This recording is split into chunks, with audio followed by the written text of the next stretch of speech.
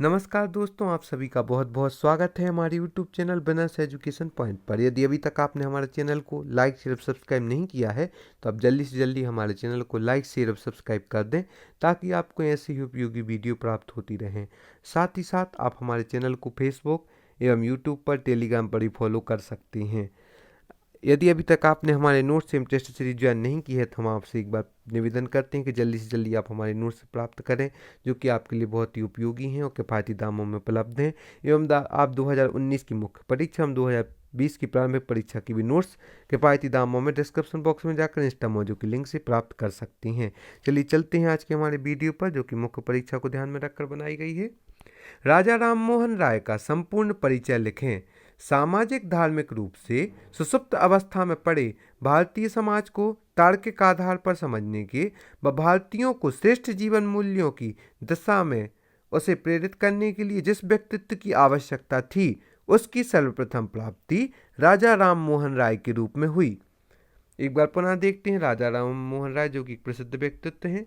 सामाजिक धार्मिक रूप से सुषुप्त अवस्था में पड़े भारतीय समाज को तार्किक आधार पर समझने के व भारतीयों को श्रेष्ठ जीवन मूल्यों की दिशा में उसे प्रेरित करने के लिए जिस व्यक्तित्व की आवश्यकता थी उसकी सर्वप्रथम प्राप्ति राजा राम मोहन राय के रूप में हुई।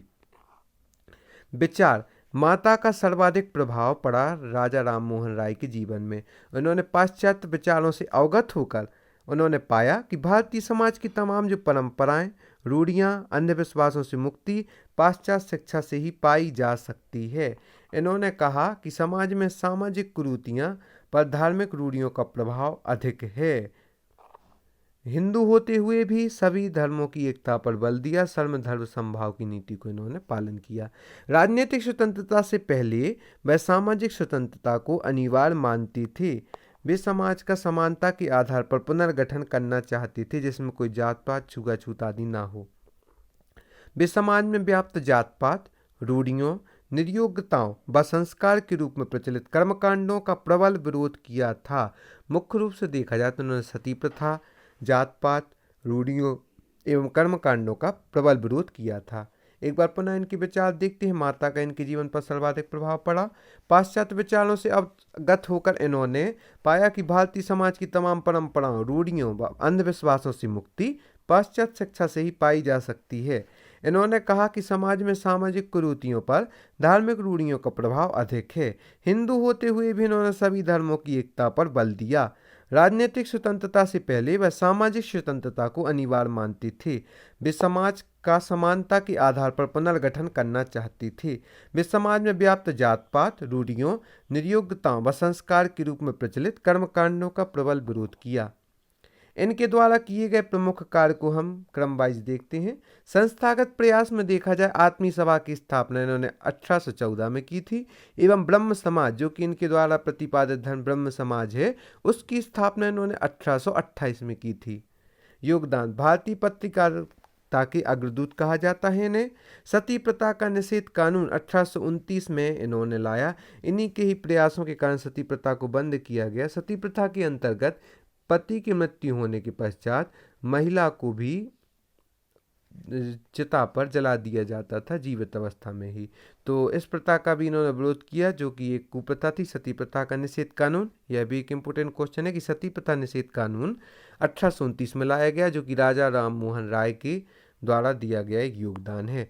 कन्या वध निषेध कानून। पहले के समय में कई कई गाँव में लड़की का जन्म होने पर उसे मार दिया जाता, तो कन्या वध निषेध कानून भी राजा राम मोहन राय का ही योगदान है। अंग्रेजी शिक्षा प्रणाली को भी इन्होंने सर्वप्रथम समर्थन दिया था। इनकी योगदान एक बार पुनः देखते हैं। भारतीय पत्रकारिता के अग्रदूत, सती प्रथा का निषेध कानून 1829 में, कन्या वध निषेध कानून, अंग्रेजी शिक्षा प्रणाली का भी समर्थन किया।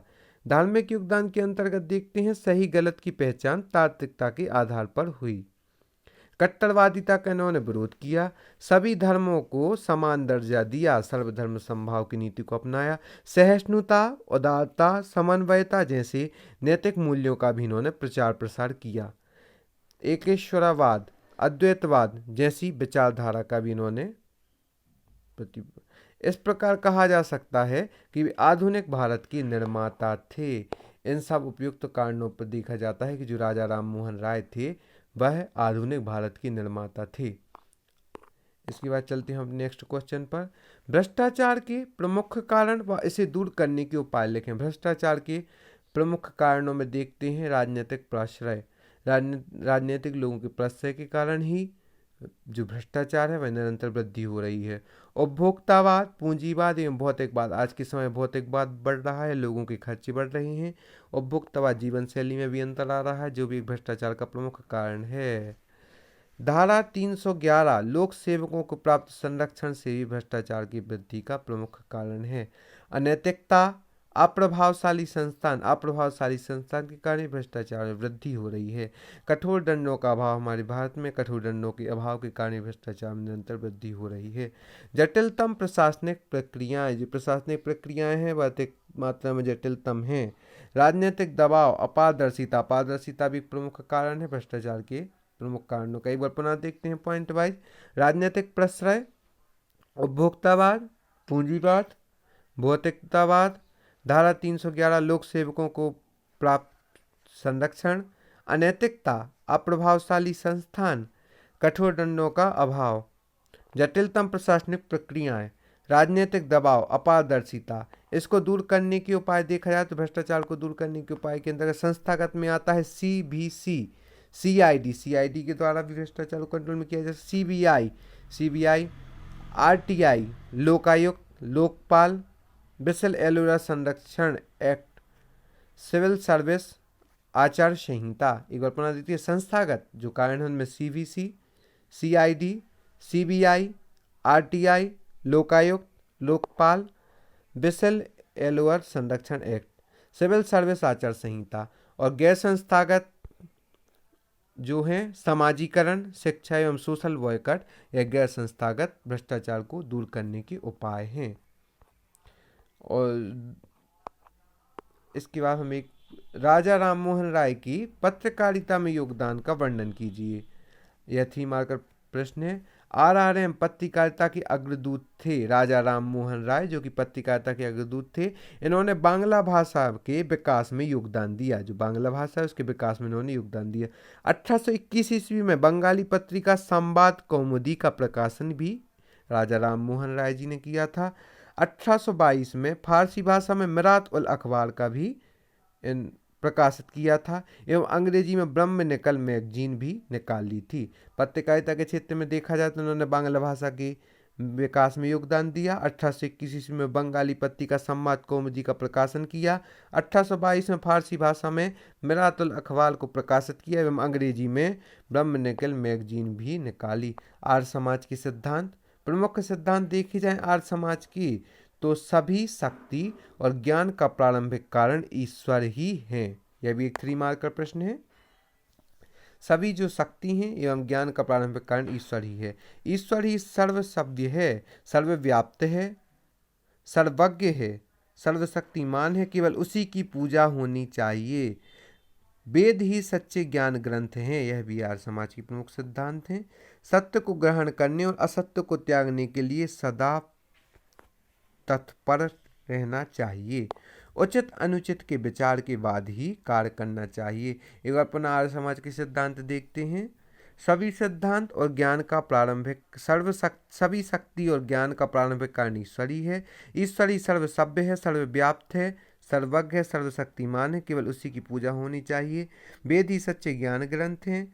सत्य को ग्रहण करने और असत्य को त्यागने के लिए सदा तत्पर रहना चाहिए। उचित अनुचित के विचार के बाद ही कार्य करना चाहिए। आप सभी को बहुत बहुत धन्यवाद हमारे इस वीडियो को देखने के लिए। हम आशा करते हैं आगे भी आप हमारे साथ यूं ही बने रहेंगे। और आप डिस्क्रिप्शन बॉक्स में जाकर इंस्टा मौजूद की लिंक से हमारे जो प्रारंभिक परीक्षा के नोट्स हैं भाई 1000 रुपये में, एवं जो मुख्य परीक्षा के नोट्स हैं वह 1500 रुपये में, एवं अलग अलग विषयों के नोट्स भी आप मात्र 3400 रुपये में हमारे कंप्लीट नोट प्राप्त कर सकते हैं। एवं अलग अलग विषयों के नोट्स भी अलग अलग प्राइज में बहुत ही किफ़ायती दामों प्राप्त कर सकते हैं, जो कि टॉपर्स के द्वारा चयनित किए गए हैं। और इसमें हमने महत्वपूर्ण प्रश्नों को रखा है, इससे आप आंसर लिखने का पैटर्न भी देख सकते हैं। आप सभी का बहुत बहुत धन्यवाद।